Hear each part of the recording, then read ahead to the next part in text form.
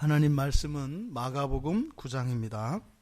마가복음 9장 9절에서 13절까지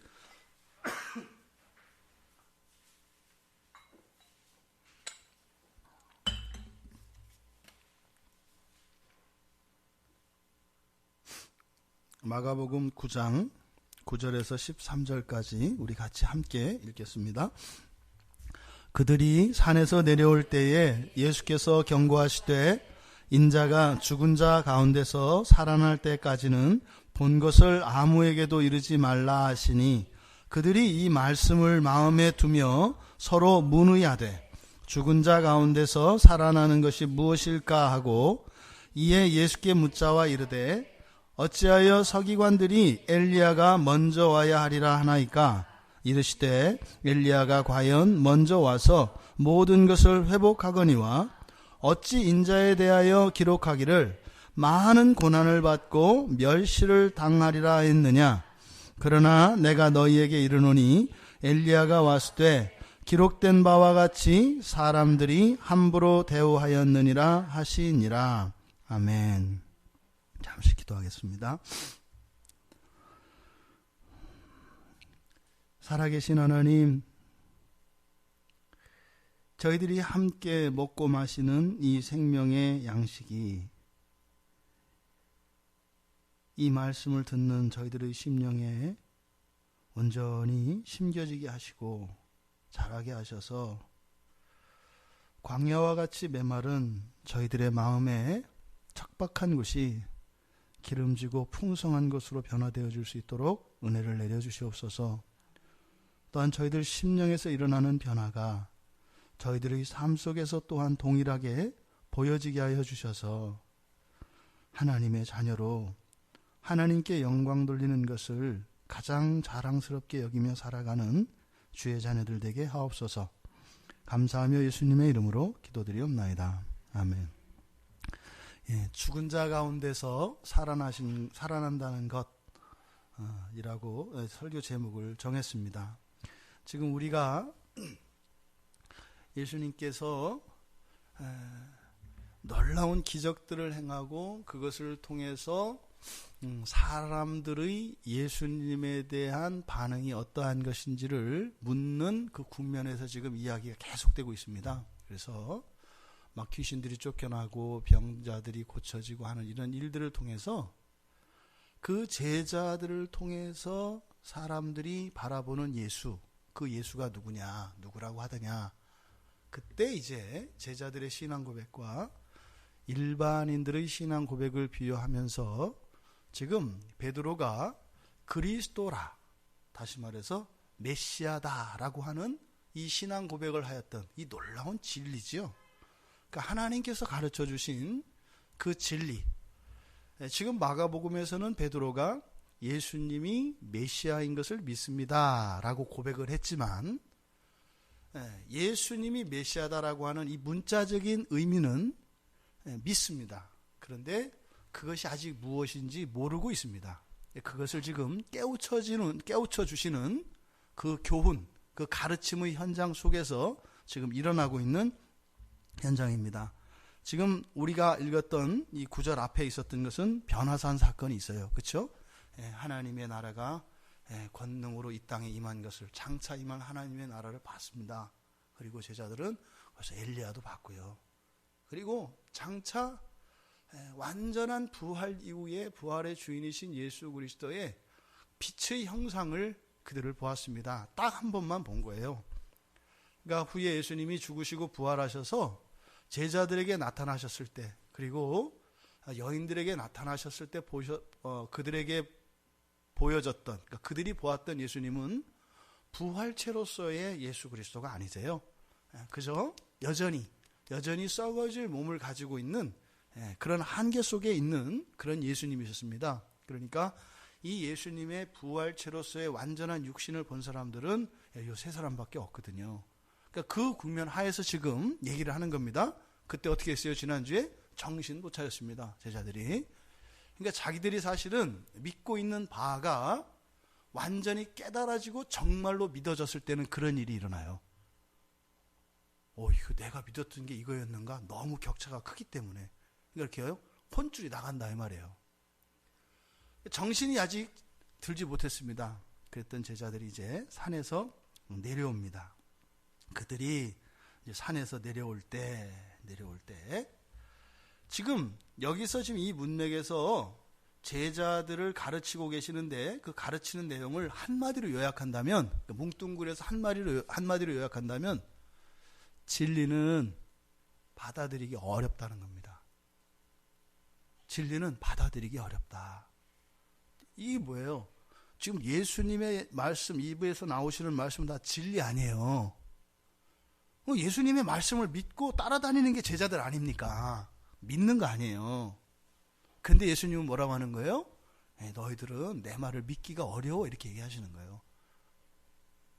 그것에 대해서 제자들이 받아들여요? 안 받아들여요? 안 받아들인다 이 말이에요. 서운하다 이 말입니다. 예수님이.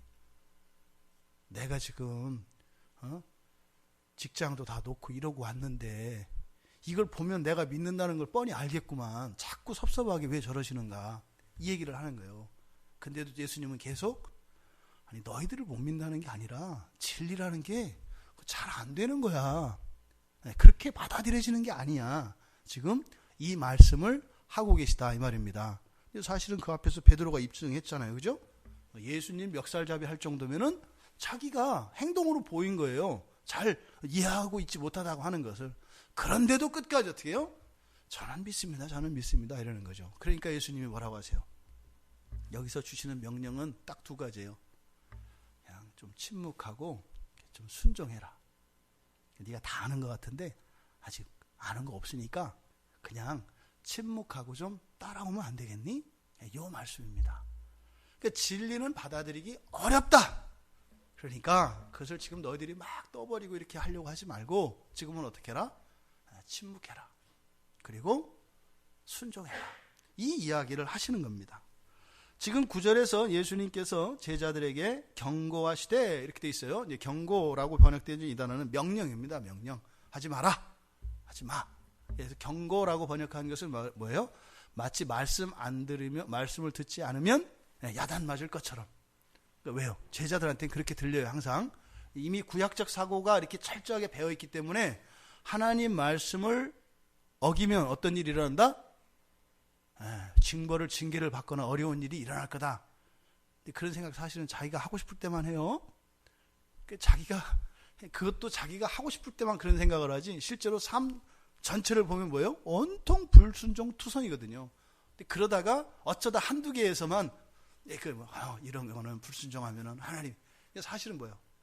한 1000가지는 다 불순종하면서 어쩌다 한두 가지 순종도 아니야. 순종해야 되는 거 아니야? 이 마음을 가지고 자기 자신을 이렇게 위로하는 이게 그리스도인들이에요. 하나님 보시기에 우리가 얼마나 사랑스러우시겠어요. 그러니까 정말 그 하나님이 정말 사랑스러우실 것 같아요. 아주 그러니까 웃기지 않겠어요? 우리는 그것을 뭐라고 하지만 하나님은 근데 뭐예요? 그랬던 사람들이 어떻게 변해요? 완전히 주님을 순종하는 것을 기뻐하는 사람으로 변화되어지는 과정에 있어요. 그러니까 지금은 이런데 그 사람들이 어떻게 해요? 전심으로 주님의 말씀에 순종하며 그것을 기뻐하며 주님의 그 마음과 내 마음이 딱 합치되어지는 그때가 온다 이 말이에요. 그러니까 주님은 끝을 아시니까 어떤 거 예쁜 거예요. 우리는 끝을 모르니까 답답한 거죠. 누누이 말씀드립니다. 구원에 이르는 믿음, 이 믿음은 누구의 믿음에 기초한다? 예수 그리스도의 믿음에 기초한다. 저도 이걸 몰라서 굉장히 방황하고 헤맸어요. 왜요? 어떨 땐 이렇게 이 한 목숨 내놓을 것 같은 믿음이 있는 것 같아요. 근데 어느 날은 그게 없어졌어요. 치즈를 훔쳐간 이 쥐가 아니라 내 믿음을 훔쳐간 이게 도대체 뭐냐 이 말이죠. 그러니까 내 믿음은 항상 여기서 어떻게 해요? 둥근 애가 떴다가 졌다 이렇게 하는 거예요. 낮과 밤이 계속 교차합니다. 그런데요, 영원히 지지 않는 해와 같은 분이 누구세요? 예수 그리스도세요. 나는 밤이 있고 낮이 있고 이렇게 합니다만 항상 예수님의 우리에 대한 믿음은 동일하시다 이 말입니다. 그리스도의 믿음이 여러분들을 붙잡고 계신 것을 믿으시고 그 안에 참된 평강을 누리시기 바랍니다. 그리스도 예수는 강하셔서 여러분들이 뿌리칠 수가 없어요. 그렇게 되질 않아요. 그 어떤 것도 그리스도께서 붙잡으신 그것을 놓게 할 수가 없습니다. 그것이 우리 기독교에서 믿는 믿음이라고 하는 것이에요. 우리에 대한 그리스도의 그 믿음이 나를 어떻게 한다? 내가 보았을 때는 답이 없는 것 같고 도저히 변화될 것 같지 않지만 완전히 거룩하고 온전하게 주님께서 우리를 바꾸신다는 겁니다. 그 일이 종말론적으로 이미 성취되었다는 겁니다. 그러니까 이 제자들을 계속 데리고 다니시는 거예요. 아시니까. 그걸 모르면 다 갖다 버려야죠. 다 버려야지 다. 그런데 이미 그런 흑암과 같은, 빛이 없는 것 같은, 도저히 가능성이 없는 것 같은 그들의 마음과 영혼 속에서 하나님은 빛으로 충만하고 변화산에서 보여주셨던 빛보다 더 하얀 것을 보시는 거예요. 그것은 단지 이 제자들에 대한 주님의 믿음뿐만이 아니라 여러분 각자를 향하신 주님의 믿음도 동일하다는 것을 믿으시기 바랍니다. 여러분이 그렇게 되는 것이 아니라 주님이 여러분을 그렇게 하시겠다는 겁니다. 그것이 바로 십자가라 이 말입니다. 십자가는 단지 죄의 대속만을 의미하는 것이 아니라 우리에 대한 완전한 주님의 믿음을 증명하는 것이 또한 십자가다 이 말입니다. 여러분들에게서 십자가의 사건을 믿는다면 바로 주님의 우리에 대한 그 믿음, 그것을 믿는 것이 되는 겁니다. 그런데 어쨌든 이것을 경고한다 이렇게 번역되어진 것은 여전히 우리들에게는 뭐가 있어요? 하나님 말씀을 듣지 않으면 혼난다, 야단 맞는다. 사실은 그렇지 않으면서도 자꾸 그런 생각을 하는 우리들의 형편, 그것을 고려해서 번역한 겁니다. 명령입니다. 명령하신 내용이 뭐예요? 지금 본 것을 아무에게도 말하지 말라는 거예요. 본 것은 앞에 변화산 사건을 이야기하는 겁니다. 그렇죠? 예수님이 부활체로, 영광의 부활체로 변화되었던, 그리고 이들이 산에서 누구를 만났어요? 엘리야를 만났습니다. 엘리야를. 여기서는 지금 뒤에 있는 이제 모세는 신학적 논쟁이 있습니다만 성경으로 보면은 에녹일 가능성이 많아요. 에녹일 가능성이 많아요. 왜냐하면 죽음을 보지 않고 천국에 올라간 사람이 바로 엘리야와 에녹이기 때문에 이들에게 있어서 에녹은 너무 멀죠. 유대인들에게 있어서. 그러니까 조상은 조상입니다만 너무 거리가 멀죠. 그러니까 그것을 모세로 인식했을 가능성이 있어요. 근데 중요한 것은 지금 이 국면에서 엘리야를 직접 눈으로 본 겁니다. 그것을 말하지 말라는 거예요. 그런데 금지시키는 게 아니에요. 예수님이 말하지 마라라고 하는 것은 뭐예요? 완전히 비밀로 감추어 두어라, 이게 아니에요. 그렇게 될 수 있어요, 없어요? 없어요, 사람은. 그래서 임금 이기는 당나귀기 해가지고 대나무에서 그렇게 지금도 울고 있다는 거 아니에요. 그러니까 지금 여기서 금지시키는 것은 완전히 입을 막으라, 비밀을 지켜라, 이것이 아니라 뭐예요? 때까지. 하나님의 때까지 기다려라. 그때가 언제예요? 인자가 죽은 자 가운데서 살아날 때까지. 그때까지는 좀 어떻게 해라? 입을 다물고 마음속으로 좀 간직하렴, 이렇게 말씀을 하신 겁니다. 그런데 여기서 말하지 말라 할 때 이 말하다라고 하는 이 단어, 여기서 사용된 이 단어는 어떤 거냐면요, 말하지 않을 수 없어서 말하는 것. 그런 거 있잖아요. 여러분들이 그냥 억지로 말할 때도 있고 도저히 참을 수 없어서 막, 이거는 뭐 자다가도 뭐 이렇게 일어나서 뭐 전화통 붙들고 얘기 막 하고 뭐 1시간 2시간 했는데도 아무 얘기 안 한 것 같아서 허전해서 또 하고, 이런 거 있잖아요. 그 말이에요. 그러니까 지금 이 상황은 어떤 거예요? 여러분들이 입장을 바꿔서 생각을 해보세요. 그 산에 올라가서 예수님이 변화되는 걸 봤고요, 엘리야를 만났어요. 그리고 장차 이 말 하나님의 나라를 봤다고요. 우리의 이 육신과 이 이성과 이 모든 것들의 감각의 한계로 감당할 수 없는 거예요. 하다못해 여러분들이 어떤 놀라운 기적을 경험하거나 엄청난 영적인 은혜를 받았을 때도 주체 못해요. 얘기 안 할 수가 없단 말이에요. 이게 참아지는 게 아니에요. 그런 걸 말하는 거예요. 그럼 보세요.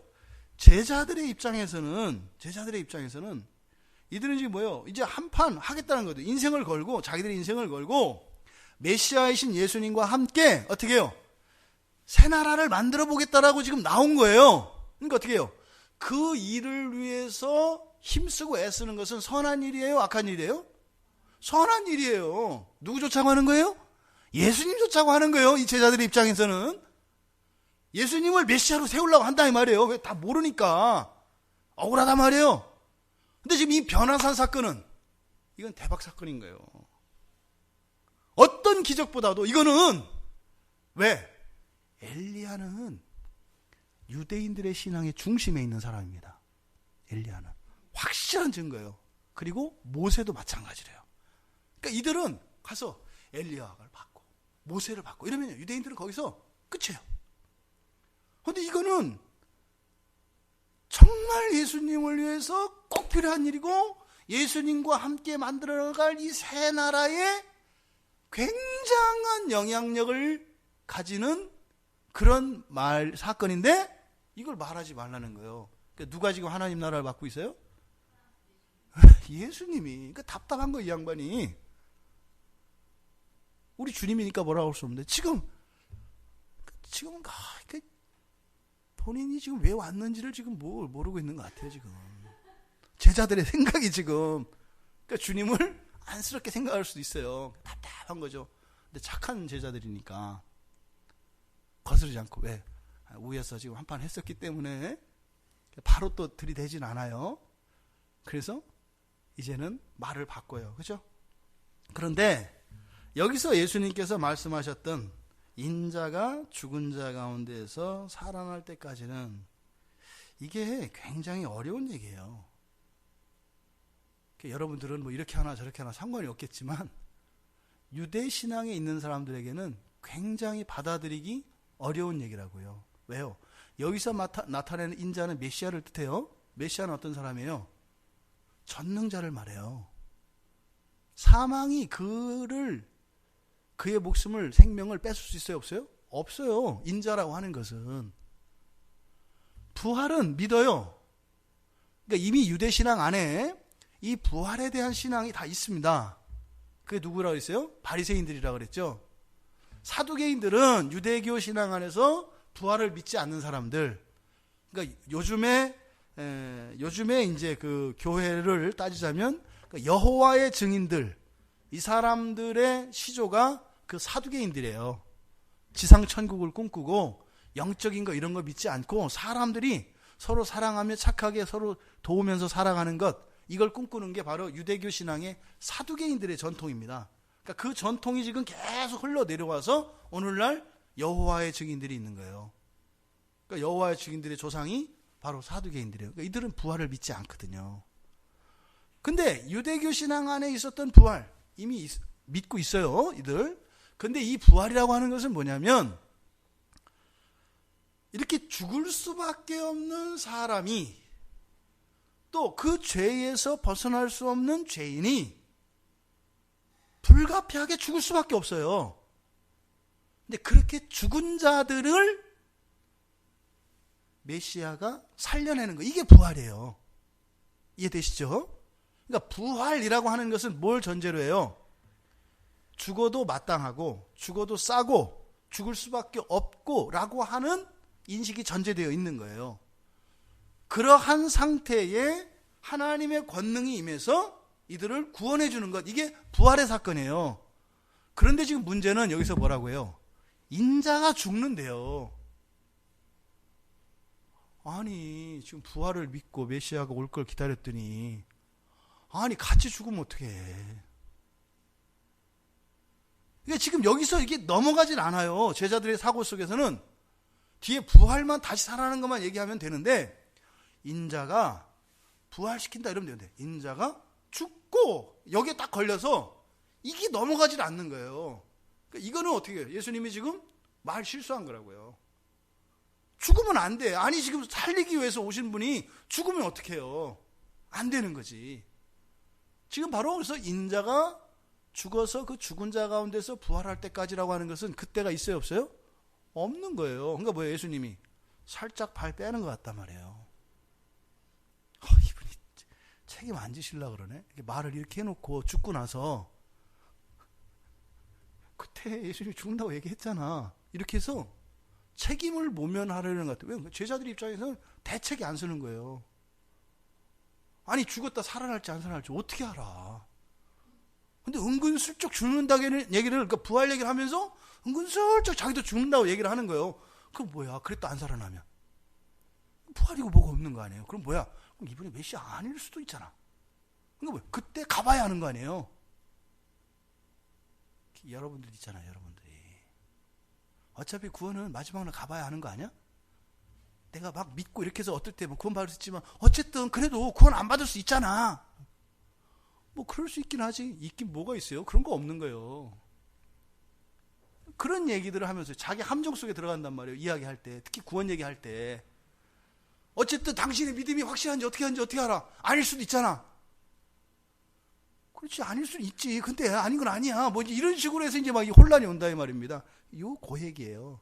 오늘날 많은 그리스도인들이 이 구원에 대한 이야기를 할 때 확실합니다 하면서도 주님이 버리시면 버림당할 수밖에 없지만 이런 조건이 자꾸 있는 그 마음이 지금 제자들이 이 진리를 완전히 깨닫지 못하고 있는 그것과 같은 종류의 생각입니다. 그러니까 제자들이 이거를 지금 부활에 대한, 즉 메시아가 죽고 나서 부활한다라고 하는 이런 개념이 없어요. 이들에게는. 메시아는 죽어도 안 죽는 거예요. 아예 불멸의 존재로 와야 되는 거예요. 영원한 왕으로 와야 되는 거예요. 근데 이 죽음이라고 하는 이게 이들에게는 받아들여지지 않는 겁니다. 10절에 이 풀리지 않는 질문, 이거는 뭐 도대체 예수님의 말씀을 알아들을 수가 없어요. 근데 예수님께서 말하지 말라고 이렇게 하셨으니까 뭘 알아야 질문이라도 할 텐데 이건 도대체 알 수도 없으니까 질문도 할 수 없는 거예요. 10절에 우리말 성경에 이렇게 되어 있습니다. 그들이 이 말씀을 마음에 두며 서로 문의하되, 이렇게 지금 우리말 성경대로 하면 이게 어떤 뜻인 것 같으세요? 이게 지금 어떤 뜻인 것 같으세요? 이 장면이 제자들이 이렇게 수군대는 것 같잖아요. 그렇죠? 제자들이 이렇게 뭐 서로 얘기하는 것 같잖아요. 야야야야, 뭐 예수님이 뭐야? 뭐 예수님이 뭐 죽은 자 가운데 살아난다는 거 뭐야? 죽는다는 거야? 아니면 무덤에 가셔서 일으키신다는 거야? 이런 장면이 연상되는데 그게 아니에요. 여기서는 서로 말한 게 아니에요. 번역을 이렇게 한 거고 몇 번 이런 번역이 나옵니다. 이 말씀을 마음에 두며 서로, 이때 서로라고 하는 것은 자기 자신이에요. 자기 자신. 근데 모든 사람 각자가 자기 자신에게 자문, 스스로 물어보는 걸 말아요. 그러니까 지금은 서로 말할 수도 없어요. 뭐 때문에? 완전히 예수님의 그 말씀에 온 마음이 집중돼서요. 지금 말이 없어요. 제자들끼리. 각자가 지금 그 말씀이 이 제자들의 마음에 꽉 찼습니다. 진리가 임했다고요. 그러니까 그 말씀에 이게 무슨 말씀이야? 근데 모르겠어. 근데 그 말씀이 떠나지를 않아. 진리가 이렇게 임하면 이렇게 됩니다. 이해할 수는 없어. 그런데 여기는 또 있어. 이게 뭔지는 모르겠어. 지금 이 상태를 여기서 이 말씀을 마음에 두며 서로 문의하되라고 한 겁니다. 그러니까요, 이 마음속에 예수님께서 하셨던 이 말씀 외에 다른 것은 아예 자리도 못 잡아요. 인자가 죽은 자 가운데서 살아날 때까지라고 하는 이 말씀이 이게 뭐야? 엄청난 거죠. 이거는 뭐예요? 구약의 선지자들도, 심지어는 이사야 선지자도 오실 메시아에 대한 예언을 그렇게 많이 했는데 그것이 다 뭔지 깨닫지 못했던 그런 진리입니다. 완전한 진리입니다, 지금. 그러니까 진리니까 어떻게 돼요? 우리의 의지와 우리의 동의와 상관없이 그냥 파고 들어와요, 이렇게. 우리가 문 열든 안 열든 그냥 이렇게 부수고 들어온다고, 이렇게. 들어와서 있어요. 근데 이게 뭐예요? 내게 아니야. 이해할 수 없는 거거든요. 근데 하나의 문제로 제기된 것이 아니라 진리로 빛으로 오니까 여기 그냥 꽉 차요. 그러니까 제자들이 지금 그 말씀에 말을 잃었습니다.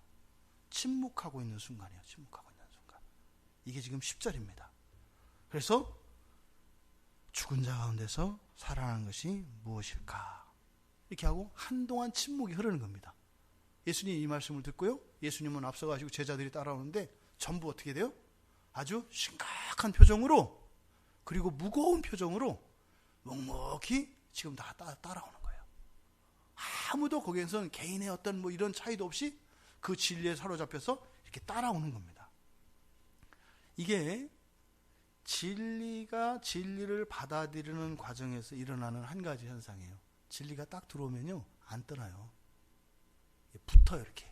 여러분들도 그런 경험이 있을 거예요. 설교를 듣거나 성경을 듣다 보면 외우려고 외워지는 게 아니라 어떻게 해요? 와서 그냥 지가 붙어버려. 그냥 생각이다. 이게 그러니까 생각이 나니까 내 건데 사실 내 건지 뭔지 잘 몰라.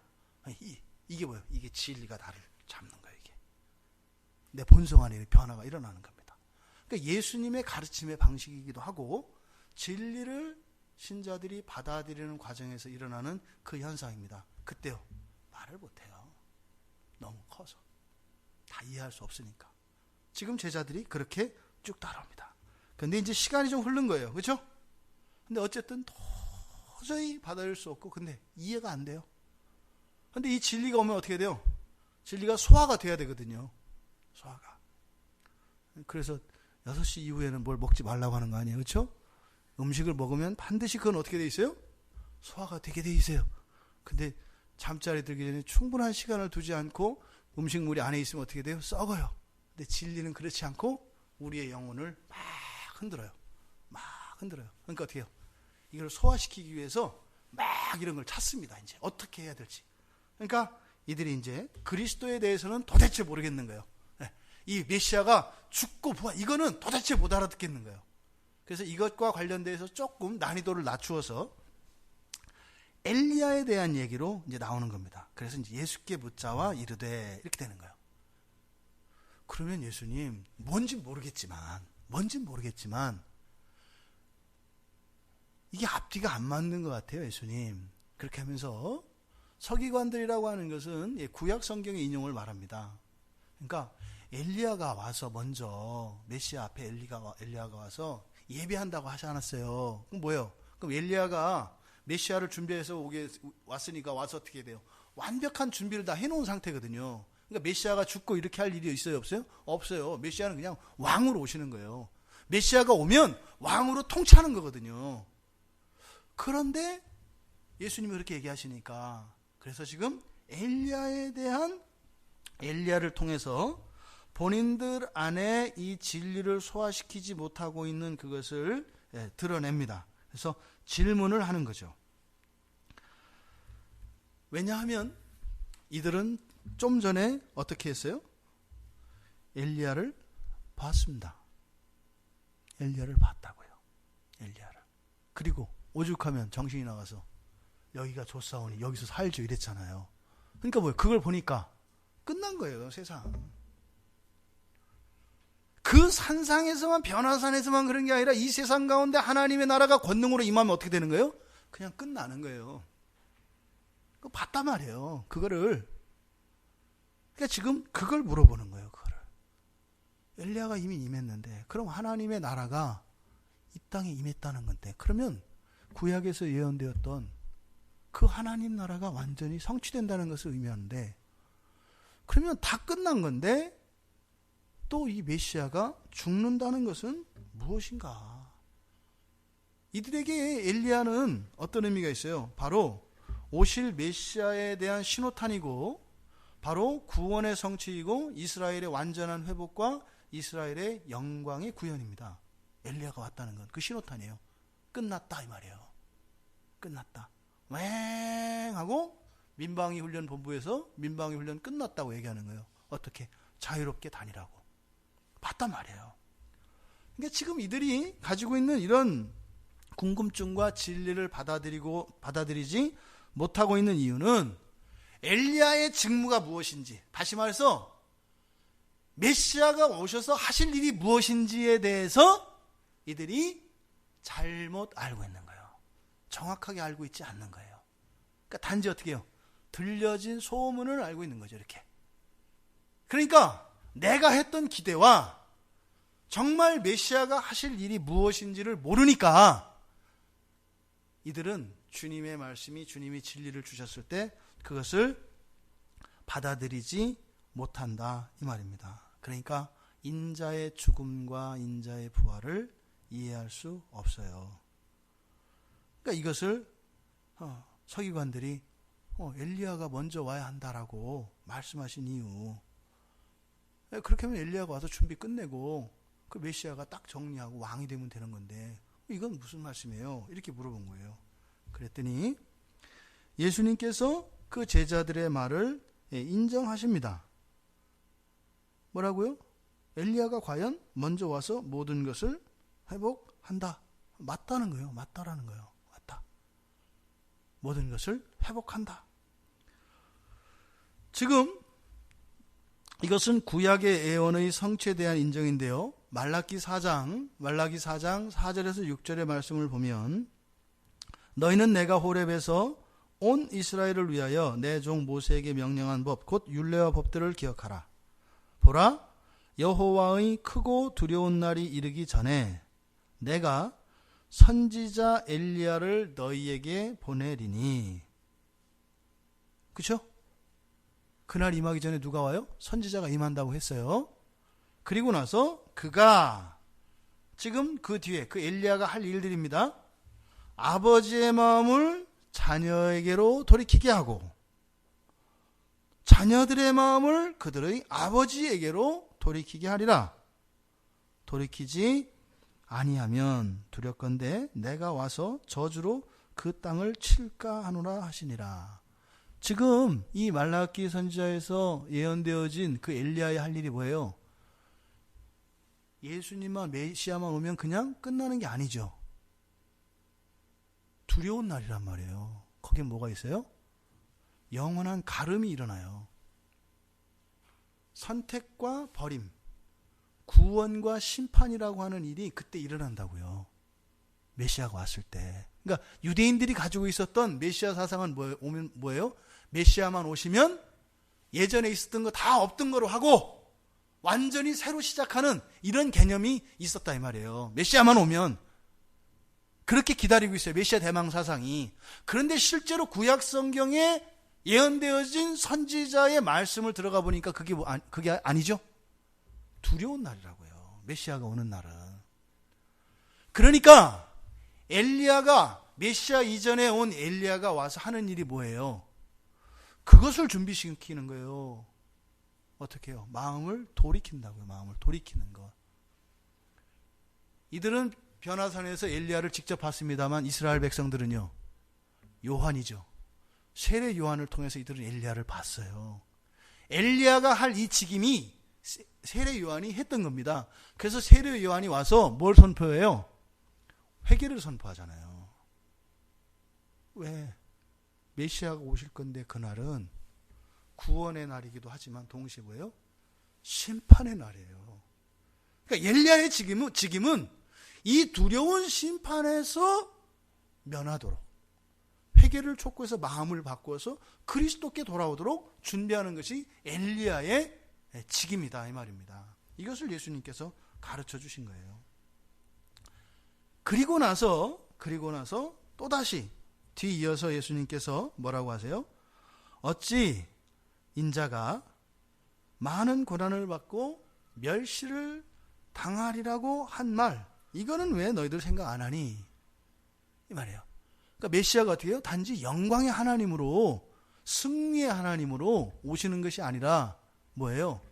고난받는 종이에요. 이사야서 53장은 그 메시아가 고난받는 종으로서 오셔서 대속의 양으로 오시는 메시아에 대한 예언이 선포되어 있어요. 그러니까 너희들이 그냥 막연히 생각하는 엘리야와 메시아의 현현이 실제 구약 성경과는 다르잖아. 이미 구약 성경에 그렇게 예언되었잖아. 그러니까 그리스도, 즉 메시아의 가장 큰 사역이 바로 뭐예요? 대속이라고요. 대속. 예수 그리스도는 신자들에게 무엇으로 영광을 받으시나요? 여러분들은 예수님의 어떠한 것을 존경하시고 예수님의 어떠한 것을 여러분들은 영광스럽게 생각하시나요? 물 위를 걸으시고 폭풍을 잠재우고 죽은 자를 살리고 귀신들을 쫓아내는 그것에 여러분들은 무릎을 꿇으시나요? 아니요. 우리는 십자가 앞에 가서 무릎을 꿇어요. 죽으신 예수 앞에 가서 무릎을 꿇는다니까요. 승리하는 예수 앞에서 무릎을 꿇는 것이 아니라 자연의 그 풍랑을 잠재우시는 그리스도 앞에서 전적으로 굴복하는 것이 아니라 나의 죄를 대신하여 십자가에서 피 흘리고 죽으신 그 그리스도 예수 앞에 가서 우리는 무릎을 꿇는다 이 말이에요. 그럼 여러분들 신앙생활을 점검해 보세요. 여러분들이 기독교인이 되어서 기독교인의 가장 큰 영광을 무엇이라고 생각하십니까? 오늘 이 본문은 우리에게 그것을 질문하는 거예요. 제자들에게. 네가 그리스도인이 되어서 가장 큰 영광을 무엇이라고 생각하느냐? 십자가의 죽음을 가장 큰 영광으로 생각하느냐? 아니면 그런 권능들을 발휘하는 그 권능을 영광스럽게 생각하느냐? 이거를 뭐 번영주의다, 승리주의다, 뭐 현세주의다 막 이렇게 얘기를 하는 거예요. 그리스도인의 영광은 어디에 있어요? 각자에게 주신 자기 십자가를 지고 예수님을 따라가는 데 영광이 있어요. 자기의 뜻을 구현하는 데 영광이 있는 것이 아니라 그리스도의 뜻을 드러내기 위하여 나를 죽이는 데 영광이 있어요. 왜요? 그렇게 했을 때 생명이 살아나요. 우리가 그렇게 살았잖아요. 예수님이 죽고 우리가 살았잖아요. 그러면요, 우리가 죽고 누가 살아요? 또 그 사람이 죽고 누가 살아요? 살아서 살면 세상하고 다를 게 없어요. 왜요? 살아있다는 것은 가능성 아니에요. 죽었다는 것은 가능성이 없다는 거 아니에요. 그런데 거기서 생명이 난단 말이에요. 이게 기독교의 가장 큰 영광입니다. 근데 지금 이 제자들이 가지고 있는 이 메시아에 대한 이 그리스도의 영광에 대한 이해가 완전히 지금 잘못되어 있는 겁니다. 완전히 잘못되어 있는 겁니다.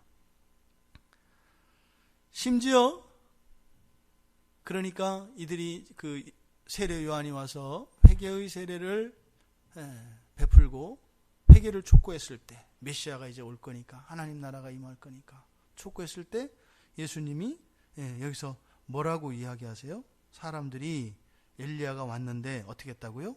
함부로 대우했다고요. 함부로 대우했다고요. 너희들 무슨 마치 구약의 말씀을 잘 따르는 것처럼 하는데 실상 보니까 성경하고도 완전히 틀리고 또 진짜로 너희들이 세례 요한을 엘리야라고 너희들 다 생각했었잖아.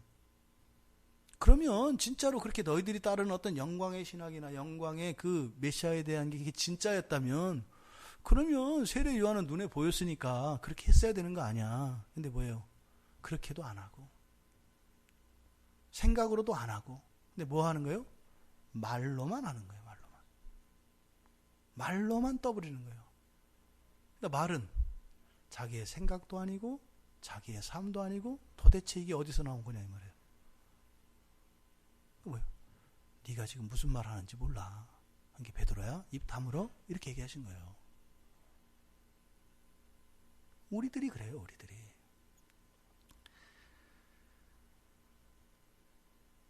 이 요한의 아버지였던 사가랴에게 천사가 나타나서 얘기를 해요. 누가복음 1장 17절에 보면은 그가 요한이죠. 내 아들로 올 요한 그가 엘리야의 심령과 능력으로 주 앞에 먼저 와서 아버지의 마음을 자식에게 거스른 자를 의인의 슬기에게 돌아오게 하고 주를 위하여 세운 백성을 준비하리라. 말라기 선지자의 말씀이 사가랴에게 임했죠. 그렇죠?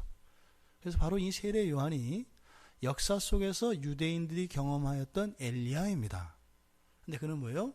엘리야이기보다는 엘리야의 직임을 감당한 사람이었죠. 그러니까 유대인들이 다 엘리야를 만난 것과 같죠. 그랬는데도 그들이 이 엘리야인 세례 요한을 어떻게 대했다고요? 함부로 대우했다고요. 그래서 목을 잘라 죽이잖아요. 근데 지금 이 마가복음의 주제는 늘 제자도라 그랬습니다. 그러면은 이제 제자들의 입장으로 돌아와서 제자들은 직접 변화산에서 엘리야를 만났어요. 엘리야를 만났어요.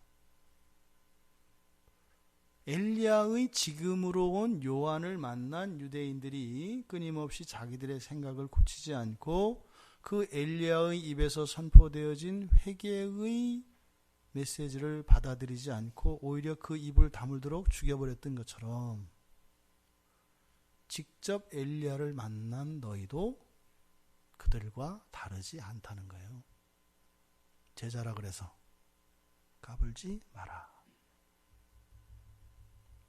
제자라 그래서 다를 바 없다. 다른 건 뭐예요? 주님이 선택하신 것만 달라요. 선택하신 것만 다르다고요. 여러분들이 그리스도인이어서 다른 분들보다 더 나은가요? 그렇지 않아요. 주님이 여러분들의 이름을 불러준 것만 달라요. 그 외에 하나도 다를 바 없어요. 주님이 여러분들을 선택해 준 것, 그것이 모든 것이다, 이 말입니다. 지금 예수님께서는 제자들에게 예수님의 사도들임에도 불구하고 이들은 이 세상과 시대의 자식일 수밖에 없는 그들의 이런 시대적 한계, 그 한계를 가르쳐주고 있습니다. 유대인들이 세례 요한이 왔을 때 그들이 엘리야라고 다 인정을 했습니다. 그런데도 엘리야의 말을 듣지 않았습니다. 지금 제자들은 직접 엘리야를 두 눈으로 목격을 했음에도 불구하고 여전히 주님이 주시는 이 말씀을 그대로 토달지 않고 의문을 제기하지 않고 그대로 받아들이지 않고 어떻게 하고 있어요? 여기서 거부하고 있습니다. 똑같다 이 말입니다. 이것이 바로 그 영광과 승리주의의 한계 속에 있는 제자들의 실상을 가르쳐 줍니다. 그러니까 뭐예요? 예수를 믿고 구원을 받으면 어떻게 해요?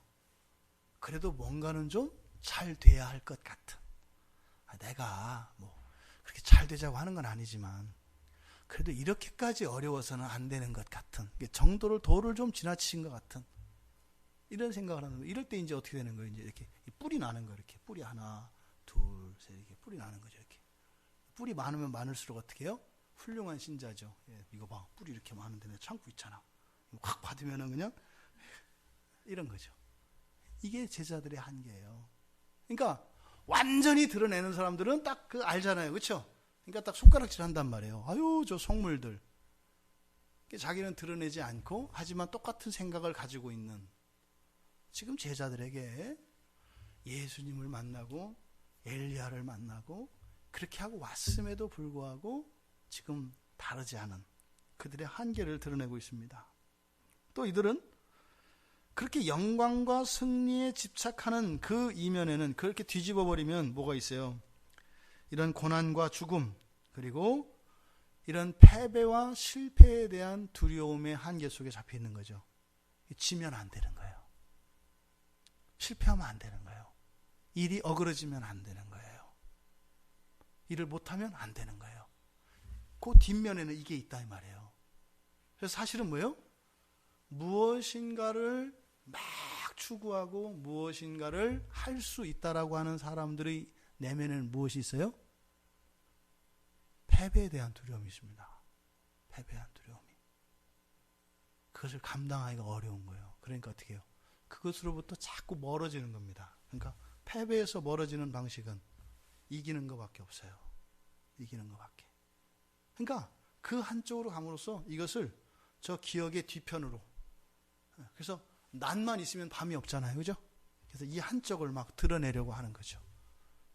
그러니까 이 제자들에게도 여전히 메시아와 함께, 즉 죽어도 사시는 생명의 주인이신 메시아와 함께 있으면서도 불구하고 여전히 패배와 실패와 죽음에 대한 이런 고난에 대한 두려움을 가지고 있다는 것을 지금 여기서 예수님께서 가르쳐주고 계십니다. 예수님이 하시는 것은 이렇게 지적질 하시는 게 아니죠. 뭐예요? 나의 실존을 인정하고 그것을 주님께 바꾸어 주시도록 구하는 일이 반드시 필요하기 때문입니다. 이게 영적인 원리입니다. 손을 내밀지 않으면 안 건드리기입니다. 이 세상에서의 싸움은 주권이 사탄에게 있기 때문에 한쪽에서는 주님이 우리를 부르시고 한쪽에서는 마귀가 불러요. 그래서 호객행위 안 하기예요. 잡아 끌기 없기. 어떻게? 자발적으로 알아서 오기. 그러니까 이러한 영적인 원리가 보통 지하상가에서 그대로 적용이 돼서 양쪽에 있는 가게의 주인들은 절대 호객행위지 않게. 이게 성경의 원리입니다. 그게. 우리의 자발적인 인격적인 선택, 이것을 하나님이 존중하십니다. 그러니까 어떻게 돼요? 그러려면 우리가 알아야 돼요. 알아야 돼요. 근데 문제는 뭐예요? 우리가 어느 정도 내가 원하는 내 믿음의 분량과 사실은 하나님과의 사랑의 관계의 정도죠. 그렇죠? 그러잖아요. 여러분들이 사랑하는 정도에 따라서 관계가 다르잖아요. 그렇죠? 만나는 횟수도 다르고 함께 즐거워하며 머물 수 있는 시간의 길이도 다르고, 그리고 선물의 종류도 다르고, 다 다르잖아요. 그러니까 그 사랑, 그 하나님과의 사랑이 어느 정도인가 하는 것이 실제로 우리 삶 속에서 그대로 드러나요. 근데 문제는 내 사랑의 한계, 지금 주님과 주님에 대하여 내가 가지고 있는 요 사랑의 분량이 있지 않습니까? 요 분량이 딱 찰 때가 와요. 이때가 되면 어떻게 되는 거예요? 사랑의 분량이 이제 커지는 순간이거든요. 최고 아니에요. 그렇죠? 근데 이때 이제 저항이 온단 말이에요. 우리 안에 사랑의 분량의 변화가 일어나면 어떻게 되냐면 그 사람의 본성도 바뀌고 그 사람의 삶도 바뀌고 다 바뀌어요. 그러면요, 우주까지 변화되는 거예요. 여러분들이 주님과의 이 사랑의 크기가 딱 변하면은 우주의 색깔이 변해요. 우주의 밝기가 변해요. 그러니까 마귀들이 얼마나 열심히 계세요. 주님과 사랑이 커지지 못하도록 자꾸 오해하게 만들고 자꾸 분리시키고 못 알아듣게 만들고 하는 일들이 얼마나 많이 일어나요.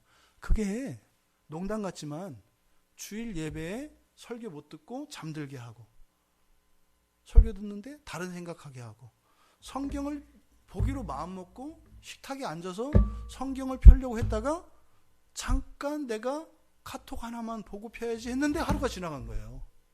이게 우리는 그냥 아주 별거 아닌 것처럼 생각하잖아요. 근데 그게 마귀들은 굉장히 공들인 일이에요. 왜? 여러분들이 진리에 노출되지 않도록 얼마나 집요하게 노력하는지 몰라요. 근데 여러분 보세요. 그런 어떤 마귀들의 이런 열심과 노력, 이것과 상관없이 그건 걔네들이 하는 거니까 뭐 최선을 다하는 거 뭐 어떻게 해요? 할 수 없지. 안 하면 얻어맞는데. 우리는 사랑의 하나님이니까 괜찮지만 쟤들은 죽는단 말이에요. 그래서 이제 또 우리 경남이 이제 우리 학교 뭐 언니자 동기가 이렇게 왔는데 오늘 이 자리 안 올 가능성이 누누이 얘기합니다만 기적이에요, 기적. 어떻게 이렇게 오냐고요. 그러니까 여기에 못 오게 하려고 하여튼 엄청나게 노력을 했을 건데 진 거예요, 마귀들이. 사실은 여기 또 3층이니까 2층까지도 포기 안 한단 말이에요. 그것도 중간계가 한번 꺾이니까 거기서도 내리게 할 수 있거든. 근데 그 이기고 온 거거든요. 엄청난. 여러분들 다 마찬가지예요. 여러분들 개인적으로 은혜가 있겠죠. 그러니까 여러분 삶과 여러분의 본성 안에, 영혼 안에 은혜가 있겠죠. 그런데 더 궁극적인 것은 하나님이 사랑하시는 이 세상에 여러분 한 분 한 분을 통하여 변화가 일어나요. 이거를 알면 참 영광의 그 고난의 영광에 참여할 수 있는데 이걸 모르니까 자꾸 나 안에만 갇혀 있으니까 이 신앙이 엄청난 무기를 가지고 있는데 그거 가지고 그냥 소꿉장난만 하고 이러는 거죠. 마귀는요, 여러분들이 세상에 나오지 않기를 원합니다. 세상에 나오지 않기를 원해요.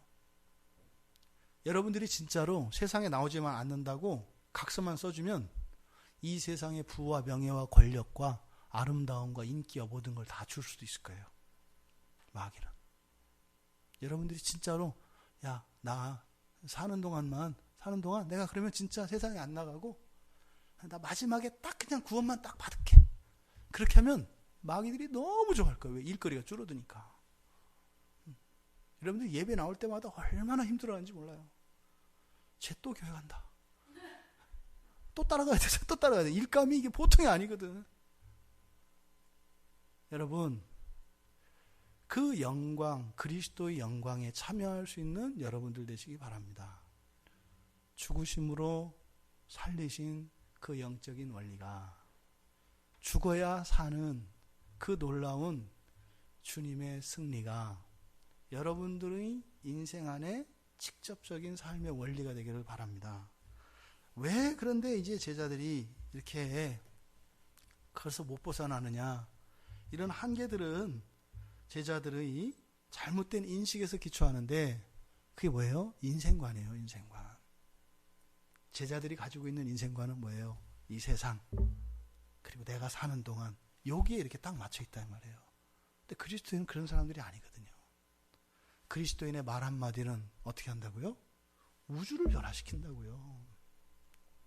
그리스도의 말 한마디는. 그리스도인들의 범죄는 어떻게 돼요? 악한 천사들의 생명을 보존해줘요. 여러분들이 죄 가운데 들어가고 죄를 따라가면 성령께서 그 죄를 위해서 죄를 수종드는 이 타락한 천사들을 확 죽여 없애야 되는데 여러분들이 주님 살려주세요 이렇게 막으면 저를 밟고 지나가세요 이렇게 하는 거거든요. 그러니까 못 죽여요. 그러니까 단지 내가 착한 신자다 아니다 이것만이 아니라 하나님이 그토록 미워하시는 그 죄를 수종드는 그런 타락한 것들, 그런 것들을 여러분들이 편드는 거로 보인다 이 말이에요. 예? 여러분들이 여러분들을 납치해가지고 여러분들을 괴롭히고 여러분들을 이용해 먹고 길거리에다가 구걸을 시켰던 어떤 못된 인신매매 보면 있었다고 쳐요. 그래서 여러분들은 도망갈 수도 없었고 매일매일 짐승과 같이 살았고 길거리에서 그냥 거지가 되어서 그렇게 살았단 말이에요. 거기서 어떤 돈을 벌어도 그건 여러분 것이 아니라 여러분들은 그냥 진짜로 개밥만도 못한 것을 먹고 짐승 사육되는 것처럼 살고 있었어요. 붙잡혀 가서. 근데 주님이 오셔서 경찰들하고 이렇게 온 거죠. 딱 구원해 준 거예요. 에? 그래가지고 그걸 이제 감옥에 가두려고 했더니 여러분이 뭐라고 하는 거예요? 정들은 거예요, 그동안. 주님, 그래도 저한테 개밥이라도 줬잖아요. 그래도 제가 신세진 게 있는데. 그건 사랑도 아니고 정도 아니고 아무것도 아니에요. 미련한 거죠. 인생에 대한 이해가 바뀌시기를 바랍니다. 여러분들은 이 세상에 태어나는 순간 그러한 삶으로 운명 지었다고 성경은 얘기해요. 이거를 죄인이다 이렇게 얘기하는 거예요. 이 세상에 가치를 두고 의미를 두고 사랑할 수 있는 게 있다 없다? 없다는 거예요. 거기다가 온갖 고상한 명분들을 붙이겠지만 그것은 오히려 하나님의 마음을 아프게 했던 것이라는 거예요. 지금 제자들이 왜 이런 실수를 한다고요? 바로 그거예요. 본인들의 인생에 대한 이해가 그래도 거기에 뭔가 좀 이렇게 건질 만한 게 있는, 의미가 있는 것 같은. 왜요? 신앙생활도 하고 했으니까. 그래서 전적으로 부인한다고 하는 것은 이 세상에 일체의 소망을 갖지 않고 의미와 가치를 두지 않고 완성될 그 하나님 나라의 모든 가치를 이전시키는 겁니다. 이게 그리스도인이에요. 근데 잘 안 된다. 안 된다. 그것에 대한 보장은 누가? 예수님께서 하신 거다 이 말입니다. 앞으로도 계속 해 나가실 겁니다. 여러분들 인생 또한 주님이 계속 해 나가실 겁니다. 계속. 하지만 우리들이 이 교훈을 통해서 예수님의 사도들이 주님에게 훈련되고 양육되어진 것보다 더 잘 될 수 있어요. 그죠? 이미 우리는 알고 있으니까. 요만큼만 하면 되겠다 이러면 안 되는 거죠. 그것을 능가해야 되는 거죠. 여러분들 안에 인생관의 변화가 일어나기를 바랍니다. 인생관이 잘못되면 여러분들에게 주신 이 그리스도의 구원의 능력이 온전히 쓰이지 않아요. 온전히 쓰이지 않아요. 연필 깎는데 수술한 데 사용하는 뭐 그게 얼마인지 모르겠지만 되게 비쌀 거라고 생각이 들어요. 뭐 몇백만 원 뭐 이런 것도 있지 않겠어요? 그런 것들을 여러분들한테 주었을 때는 연필 깎으라고 준 게 아니에요. 뭐라는 거예요? 환자들의 환부를 도려내고 수술하는 데 쓰라는 거예요. 근데 그걸 갖다가 맨날 평생 연필만 깎고 있으면 주님의 마음이죠. 여러분들은 이 세상의 소망입니다. 여러분들은 여러분 가족과 여러분 친인척들의 소망입니다. 여러분들은 여러분이 살고 있는 동료 이웃들의 소망입니다. 잊지 마세요. 여러분 주변 분들이 여러분을 쳐다보잖아요. 여러분에게 이렇게 소망을 보고 있는 것이라는 것을 잊지 마세요. 왜요? 그리스도가 여러분과 함께 하시고 여러분 안에 성령으로 거하시기 때문입니다. 그런 인생을 사시기 바랍니다. 그런 인생. 그리고 이 세상에서의 삶은요, 그리스도께 맡기세요. 그리스도께 맡기세요. 그래서 그 십자가의 고난의 영광이 무엇인지 그 참다운 유익을 누리면서 살면 있잖아요. 멋있어요. 되게 멋있어요. 인생. 최고로 멋있고 최고로 아름답고 최고로 뿌듯하고 그때 흐르는 눈물은 아주 진해요. 그리고 그때 있는 기쁨도 아주 진해요. 그런 농도 깊은 그리스도와 함께하는 인생으로 살아가시는 여러분들 되기 바랍니다. 죽은 자 가운데서 살아난다는 것, 이 부활의 의미가, 그 그리스도의 의미가 여러분들에게 참되게 깨달아져서 여러분의 인생에 변화를 일으킬 수 있었으면 좋겠습니다. 그래서 세세한 것, 소소한 것들에 마음을 빼앗기지 마시고 이 세상을 지금 새롭게 창조하시는 그 주님의 새 창조에 참여하시는 영광을 누리시며 거기에 주어진 모든 약속들을 받으실 수 있는 여러분 모두 되시기를 주님의 이름으로 축원합니다.